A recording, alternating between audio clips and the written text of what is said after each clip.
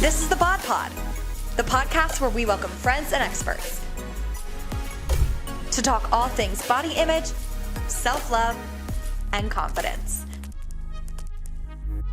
This is the BodPod.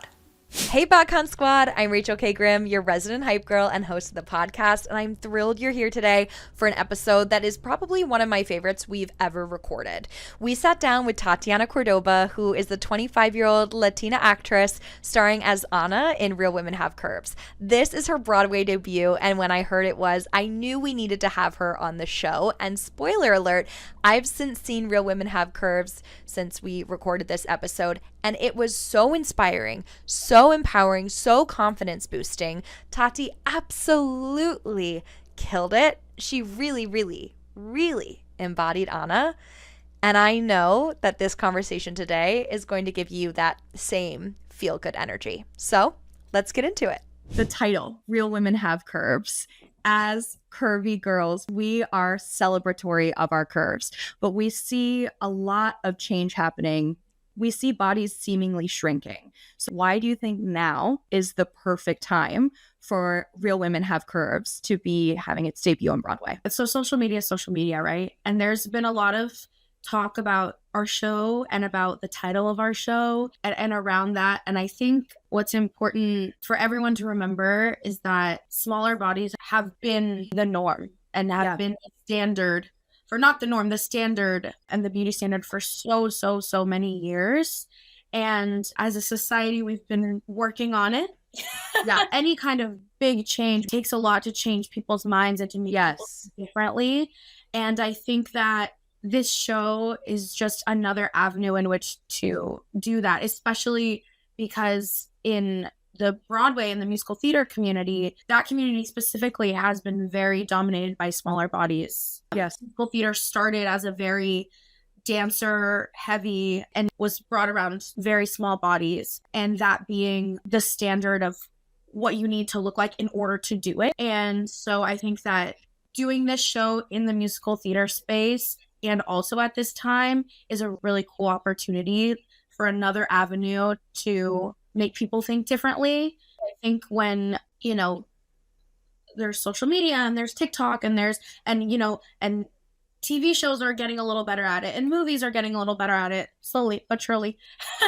And I think just like having another place for people to see it and receive it. And, I love live theater because you buy the ticket and then they're forced to just take in whatever is in front of them. Yes. And, and I love that. And I think that this show really does that about a lot of things, whether it's the topics of immigration or a marginalized community, and definitely being bigger bodied women and being celebratory of that. I think people are really afraid. People being really confident in whatever capacity, it scares people. When people are just confident about anything, but especially when it comes to anything with your body, when you're confident, when you're whatever, and you're just standing in your power, people are really scared of that.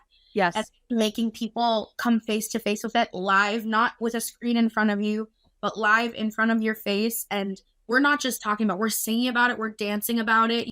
It's a different level of joy, confidence that we are putting in front of people's faces. And I'm really excited for what that could do to people. Absolutely. I'm curious then, you being a woman who is having her Broadway debut in this role that is celebrating, as you said, marginalized communities in many ways, right? Along the way in your career, not seeing maybe yourself represented, what has given you the confidence to keep going and decide to step into roles that eventually will lead you to this space of having your Broadway debut as Anna? I think it took me a really long time to be not just okay with who I am and the body I was given and what I look like, but also just to be okay with it. And then it's extra step to stand in that and be this is me, this is who I am.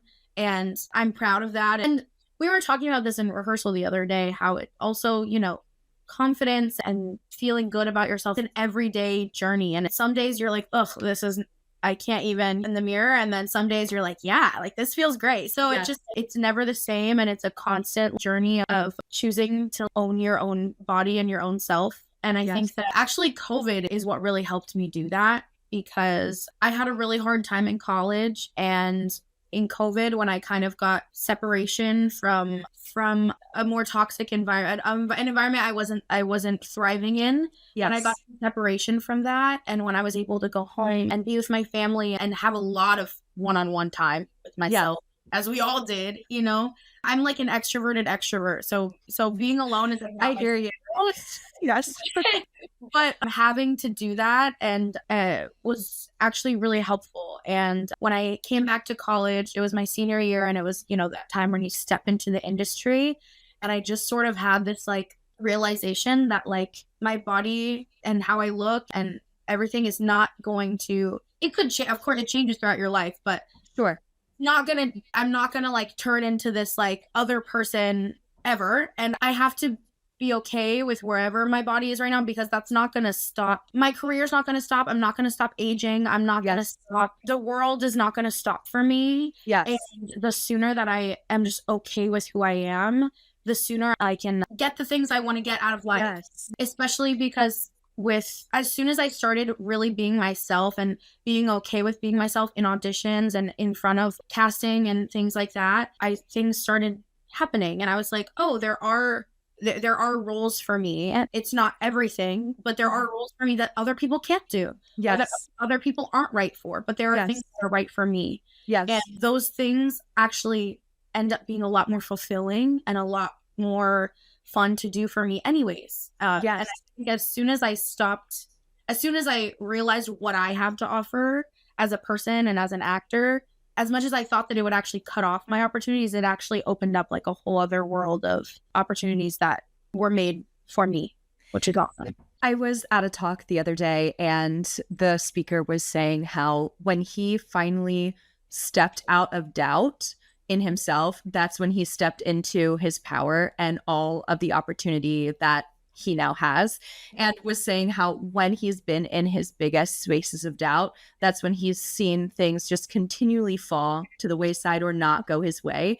And I keep thinking about that, and I thought about it when you were saying that as well, because it's so true. When you finally believe in yourself, it's as if the rest of the world starts to believe in you too. And what's incredible about your belief in yourself is when you accepted, this is who I am and this is how I'm going to show up in the world and also in my career, then your career almost takes you more seriously, and not only more seriously, but gives you an opportunity where you are then representing other women who have probably at some point felt exactly the way that you are feeling. And you're almost giving them that freedom then to step into their power and feel more confident and say, yes, there is space for me, literally and figuratively. Totally. It's very freeing. A lot of auditions felt a lot less scary because I knew what I had to offer. And if it wasn't something they were looking for, then that's not my problem. Yes. That's not in my control. I think that a lot of times we really, again, because our society's so afraid of standing in your power and of confidence, especially when it comes to women. Yes. They're very afraid of, our society's very afraid of powerful women and confident women. Yes. So I think we tend to discredit ourselves or put to the wayside all the hard work that we've done. Yes. I had to have a conversation with myself where I was like, I have a degree in this. Yeah.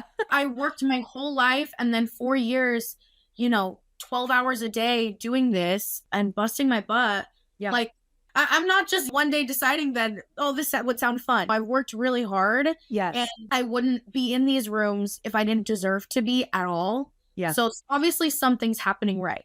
So yes. I had to learn to trust that, and the right people would attach to what I had to offer. So you've stepped into this role as Anna. She's 18. What would you say that you've learned from Anna that you would maybe go back and tell your 18-year-old self? Yeah, I mean, I wish that 18-year-old Tati had the chutzpah that Anna has. She is just such a spitfire, and she's very I mean, again, it's like an everyday journey, right? And she's 18 years old. When you're a teenager, that's the most like insecure that you ever are. I think as much as she has her insecurities, she has already accepted that this is the way she is. I keep going back to this, but I think that's why the dynamic between her and her mom is so interesting, because I think her mom is very scared of her confidence and scared of her at 18 already being so sure of herself. Yeah. I think that scares her because her mom knows like how the world is, and especially this is set in the 80s. Like her mom knows what a powerful woman can like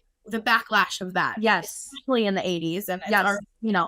So I think that's something that I really loved about her initially going into this, is that like she's definitely how I would have loved to be at 18. And I feel like I relate to her a lot more now at 25, because I feel like I'm at that place. When you're 18 and you also kind of think the world revolves around you. Yeah. This is your show and you're running it. And I think that that's another like thing between her and her mom, is that I don't think she really understands what it meant, like the level of sacrifice and the weight of that. Yeah, being an immigrant and just wanting your children to have a better life. I don't think she understood that. So I think that I feel like Anna's older sister, like in my real life. I love it.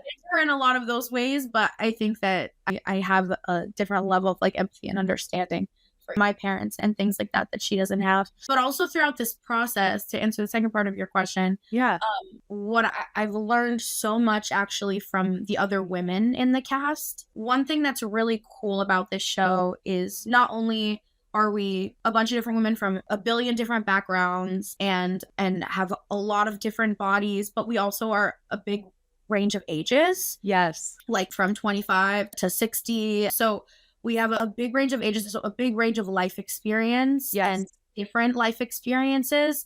And that's been something really cool for me to learn, especially some of our actors come from the film and TV world. Some of them are comedians. Some of them are musical theater people. Sometimes some of them, this is their first brush with musical theater. So all of those different intersections are really cool. And I have learned a lot about self-worth from them. And about as much as that, because this industry is not made for us as women of color, you have to set your own boundaries and you have to advocate for yourself.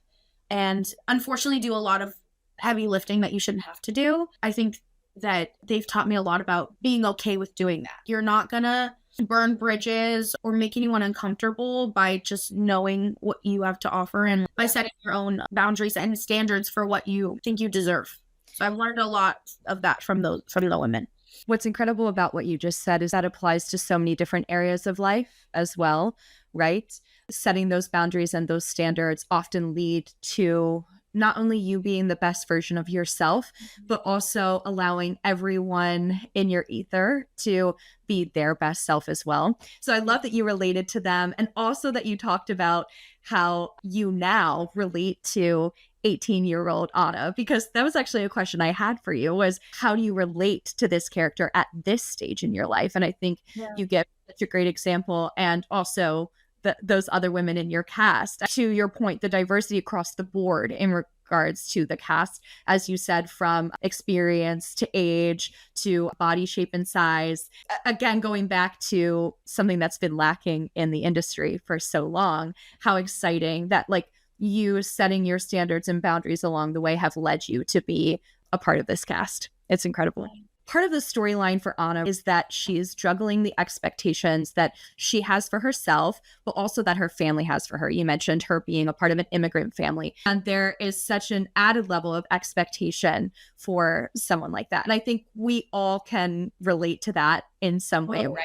Expectation of everyone around us versus the expectation we have for ourselves and what we really want. So I'm curious, what would be your advice to someone who finds themselves in any sort of situation where they feel the expectations on them are so heavy, but they know that they have a bigger dream or vision for themselves? Yeah. Oh my God. That's such a hard thing, because we as humans, we care so much for the people that we care for, you know? Yeah. And one of Anna's struggles is that as much as they butt heads, she loves her mom. And especially in any family, but just speaking from the eye, especially in Latin families, like we really have each other's backs. Even there's drama. But we really have each other's backs at the end of the day. Girl, you have to keep it interesting somehow. There's going to be some drama. It's really never boring. But at the end of the day, we will go to bat for each other. And so she really feels like she can go to college and do what she wants to do, but it just wouldn't feel right. And it wouldn't feel, there would be a chip on her shoulder knowing that her mom didn't say, yes, I support you and I love you and let's do this, which I can't say it's to find out what happens. But I think that what my mom and her mom have a very similar relationship, even more complicated and just there's a loaded relationship there. My mom, even to this day, still, she's in her 50s and my grandma's in her 80s, still feels like that guilt sometimes, even though my mom has her own life, her own family. You know, at some point you have to do what you have to do. And actually, Estella has a line that is that exact thing in the show. Wow. I didn't quote that on purpose, but I just read, we did that last night. But where she says, sometimes you just have to do the things you got to do. And that has to be enough, because otherwise you are just going to be repeating the same life that the person before you lived. And the whole point of, especially when it comes to an immigrant family or any family, but parents always want better for their children, or, you know, you want better for your sister, or you want better for whoever. And maybe they don't like what that looks like. Yeah. But so you just have to do what you got to do. And it's really scary and it's really hard. And I mean, I'm very lucky that my parents are very supportive and have always been. I love that for you. But me too. I love it for me too. Yes. But I think at the end of the day, everyone, if they love you, they will be happy for you, even if it's bitterly happy. You know what I mean? At the end of the day, they want to see you happy. They want to see you thriving. A lot of the reason I think that lack of support happens is just fear. Is just they're scared of, what does that mean if they dream bigger? It doesn't happen for them. What if whatever? And I think that comes from, as humans, our desire for control and like wanting to control the outcome of like every situation. But being able to, or attempting to, because again, it's not something you can, that's easy or that comes naturally, but attempting to just like kind of let that go and realizing that I would have learned something by the end. So even if it doesn't work out the way I want, like, it's not gonna be for nothing. You make such a good point phrasing the line from the show, because we at the end of the day are the only ones to live with the life that is ours, right? Yes, the actions that we take have ramifications for those around us and those that we love. And as you said, of course, they're going to be scared for us or have that fear that it might not work out. But you're so right that we're the only ones who are going to live with the, well, I didn't try. Yeah. And what if I did try? What would that look like? And I think that leads, again, very full circle back to the start of our conversation about your what if of, well, what if I just step into these roles or into these auditions as my truest self? What if I embrace her? And then what could happen then? And you're a great example of what can happen then. This is your Broadway debut and also the debut of the show. So apart from the film itself and the storytelling prior, you're really creating this character. So are there any behind the scenes things you can give us of how you really are becoming Anna? It is so crazy being a part of something brand new. Yes. Because, you know, even as a theater kid, you grow up, you know, singing these soundtracks and these dream shows I have, you have an idea of what it looks like. Yes. And there's no blueprint for this. There's no right or wrong, which is actually, I hate that. Yeah. I want there to be an answer. You know what I mean? Like, it's so much easier when there is an answer. Yeah. I'm like, great. That sounds good. I can do that for you. You know? Yes. Our director's always asking, Sergio's always like, what do you think she would do? And I'm like, that's a good question. Tell me what she would do, please. That's a great question. But we really are like, it's such a crazy concept to be creating something. Because even though, you know, like you said, there is a movie that America Ferrera did amazing in, and then there's the original play, but this really is a completely different iteration of the story. And so it is brand new and it is different and something that people haven't seen before. And so it's a lot, there's a lot more pressure because it's weird. There's a lot more pressure, but it's also kind of freeing because they have nothing to compare it to. Yes. They've never seen anyone else in the role, so there's no expectation. Yes. Which is really cool. And also, you like want their first impression of it to be awesome and amazing, and you want them to, think the world of this, like it's like our little baby that we've been like nurturing, and we're watching it grow from like an apricot to a watermelon, you know what I mean? Yes. But it is really cool. It's really creatively stimulating because our director and our creative team are very collaborative because we are working hand in hand to figure out what makes sense and what works. Our writers, Nell Benjamin and Lisa Loomer, are awesome. I have a stutter, and they'll notice that we're like stuttering on something or that something's not like coming out right. And they'll be like, how can we change this for you to make it make sense for you? Which never... Wow. You're like, change a line for me? But they're really like tailoring it to us, which is incredible. Well, and also allows a lot of collaboration in terms of like, you know what, actually, I don't know if she would move here. I feel like maybe she'd be motivated to move later because she feels this certain way. And then Sergio's, oh, I didn't think of it like that. That makes sense. So it's a really cool creative opportunity because as much as the actor, our job is to be directed and to make the creative's vision come to life. It is really cool to be a part of the creative process, which I'm very excited and lucky that my first like time doing this, my Broadway debut, is something that like I actually had a hand in, and that it makes me feel, all of us feel a lot more like proud to present it to the world, I think. And you're really setting the stage for your career then moving forward as well. The fact that you can at this early stage, even though, hear me out, you've been through so much, right? But in the grand scheme, like this is sort of an early stage of your career now. So this really, pun intended, sets the stage for you moving forward to feel that confidence or empowerment behind giving the character what you feel is most true to them. And it's so cool. Yeah, too, with that is getting to be so collaborative for my first show. I am learning how much agency you actually have as an actor, and that it's okay to ask questions or to not agree. Yes. Whether or not, what you want actually happen. You know what I mean? Yes. Like the director could easily say, no, actually I want this. Fine, great, right? But it is okay to ask questions or be like, I don't understand this, or why did you make that decision? Because it's okay to disagree and to whatever. It's not a personal thing, or it has nothing to do with like ego. We all have the same goal, and I think that I've learned a lot of having my own agency as an actor, which you don't really learn in like school or anything like that. You learn a lot about how to be directed, about the etiquette, about how to be respectful, which yes, all of those things, and that is not, you having your own agency is not deterring from that. I think a lot of times speaking up for yourself and having agency, people think it means that you're, maybe I'm going to come off as a diva or I'm going to be difficult, whatever, which is just not true at all. Yes. And in my experience so far, which, I have very little, but in my experience so far with like a director like Sergio, he really appreciates, us having an opinion and us having something to say about it. Because I think it also shows that you just really care and you want to get it right.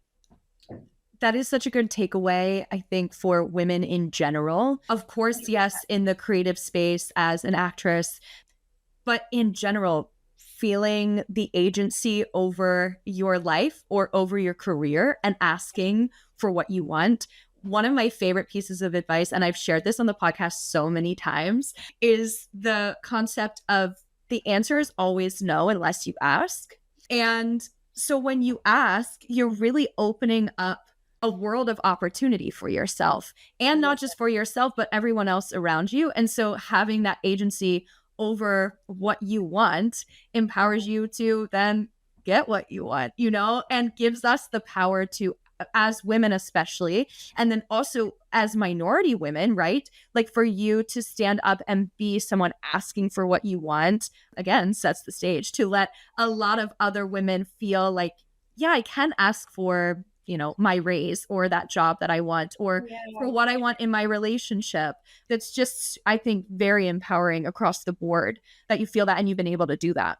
Is there a role that you've played in your past, whether as like teeny tiny child first getting started in musical theater, or your most recent role pre this role, you think has set you up for success here or has led you to create this character?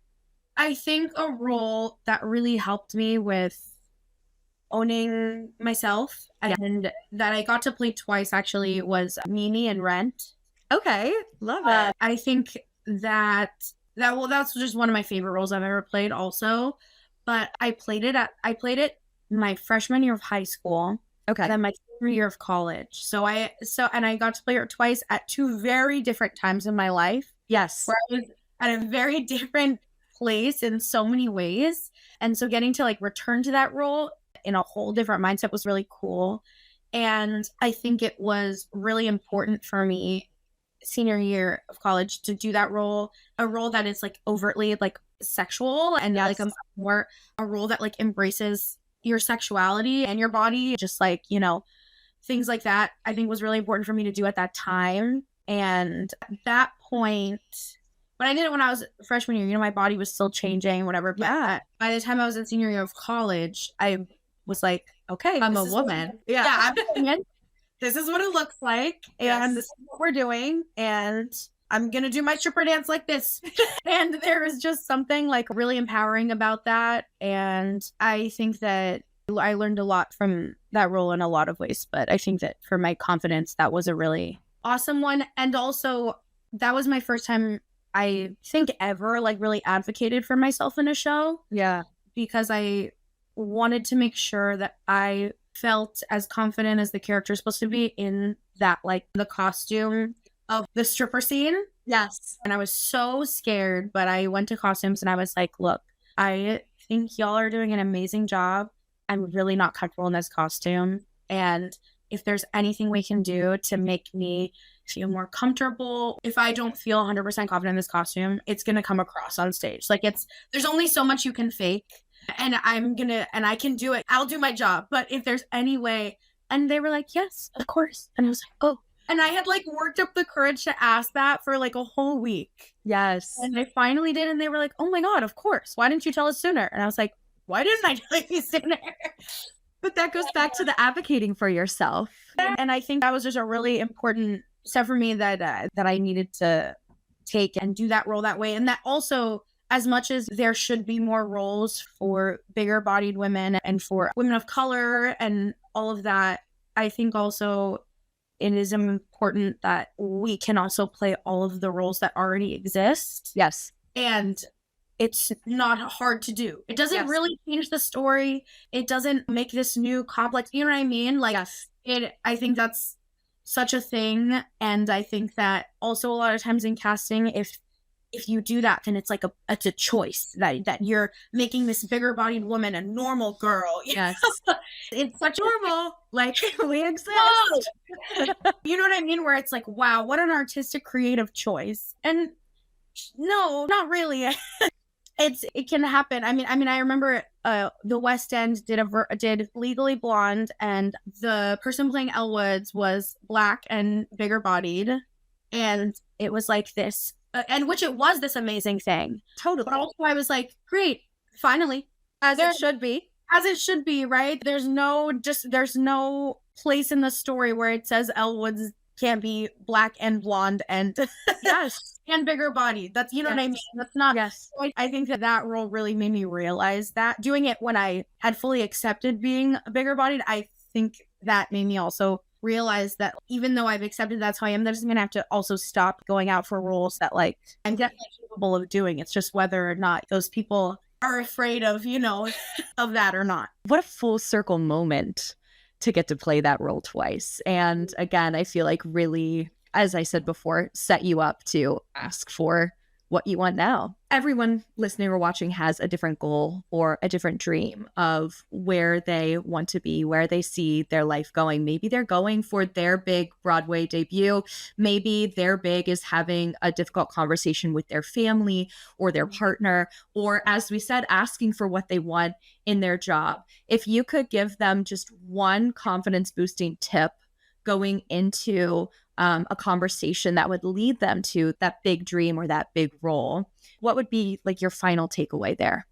The biggest thing that helped for me, which I wish it was like more profound. No, it's okay. Go for it. Is just like, try it. Like, see. You know what I mean? What you said a lot about the what ifs, try doing that. If it doesn't work, it doesn't work, right? But yes, what would be so bad if I tried it, you know?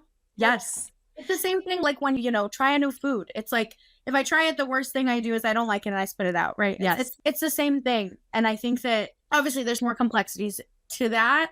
But I think sometimes that's the first idea that we can't get past is like, oh, I could never do something like that. But why not? Right. Which is something I still definitely struggle with. And that, I've gotten better at that in certain areas. In certain areas, I'm still really working on being able to do that. One of our cast members who I love so much, Shelby Acosta, she's amazing at that. And I talk to her about it all the time because she's so amazing at just being I'll give it a try. And then what's the real harm if it doesn't, Yes.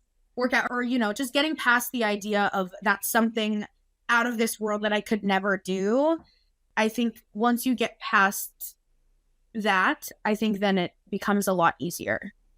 Again, to our point earlier, like it's not happening right now anyway. So what are you really missing out on by trying? The worst case is you come back to where you already are, and that's not that bad. So yeah. Obviously, hearing you talk about Anna and your experience getting here, we want to see the show. So let us know all the places we can go to make sure we're seeing the show, where we can follow you in real time. Give us all the things. Yeah. So you can follow me on my socials. My Instagram is at Tatiana Sophia, Tatianna, and Sophia with a PH. And I'm posting about the show on there all the time. The show's Instagram is RWHC Musical. And on there, again, they're posting all the time about it. Previews on Tuesday, and then we are doing a month of previews, and then April 27th is our official opening night. And then we're going to be open, and it's going to be awesome, and I'm so excited. Now, if you go to Instagram, there's like some discount codes and stuff, and we always have like things like that on there. We want to make theater as accessible as possible. And you can follow me on TikTok, which is Tati Sophia. I love that I know like all of my information.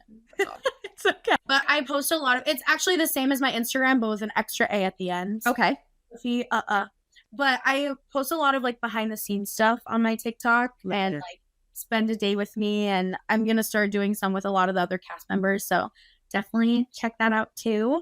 But yeah, come see the show. It's going to be a really awesome time. And I think we're kind of the underdogs of the season. We're the very last entry of the season. And we're also one of the shows that is like very new. So I think that it's going to be really fun, and we're going to surprise people. And it's a great time.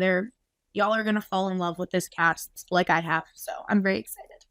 I'm thrilled. I'm thrilled for you. I can't wait to see it. It's going to be incredible. I know I said that was my last question for you, but in you saying about your Broadway debut, I want to know, what are you going to do to celebrate your debut? Because this is huge.